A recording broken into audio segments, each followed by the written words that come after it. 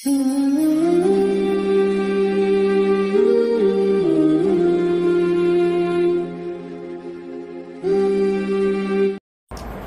اور ایمان دونوں کھلے اور واضح ہیں، کوئی بات ان میں مبہم نہیں ہے۔ عن حذیفہ رضی اللہ عنہ قال انما النفاق كان على عهد رسول الله صلی اللہ علیہ وسلم فاما اليوم فانما هو الكفر والایمان، رواه البخاری۔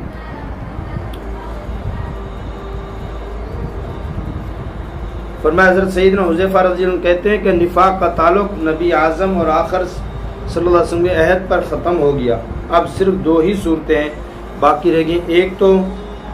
تو کفر اور دوسرا اسلام، یہ دو چیزیں، کیونکہ نفاق کا تعلق دل سے ہے تو دل کا جو حال ہے وہ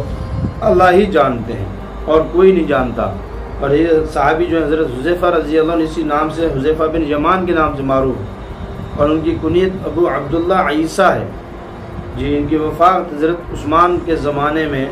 شہادت کے 40 روز بعد ہوئی، 36 ہجری میں۔ تو مطلب یہ اس کا کہ اللہ کے رسول کے بعد رسالت نبوت کا سلسلہ چونکہ منقطع ہو گیا، اب کوئی نبی اور رسول نہیں آئے گا، اور آپ علیہ السلام نے جو اسلام اور کفر کی وضاحت میں ارشادات فرمائے ہیں وہ اس قدر واضح ہے کہ اب کوئی بات مبہم نہیں ہے۔ کوئی شخص جو بھی کام کرے گا اس کا کام اس کے متعلق فیصلہ کر دے گا،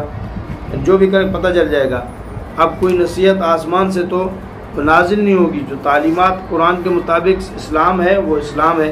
جو تعلیمات اسلام کے مطابق کفر ہے وہ کفر ہے، اور اس طرح تکمیل دین کے بعد ہدایت کے مطابق فیصلے کرائے اور خلاف ورزی کرنے والوں کو سزا دے۔ اب یہ نہیں ہے کہ کسی کے دل میں کیا ہے جی، حضرت عمر رضی اللہ عنہ فرمایا ہم دل کا حال نہیں، ہم تو ظاہر کا حال دیکھیں گے، ظاہر سے پتہ چل جائے گا۔ تو نفاق کا تعلق دل سے، اس لیے آج کوئی کسی کو منافق نہیں کہہ سکتا۔ اگر ایسے الفاظ کو کہہ دیے یا ایسا عمل کرے جو کفر کا تو وہ کافر ہے، اگر ایسا نہیں اسلامی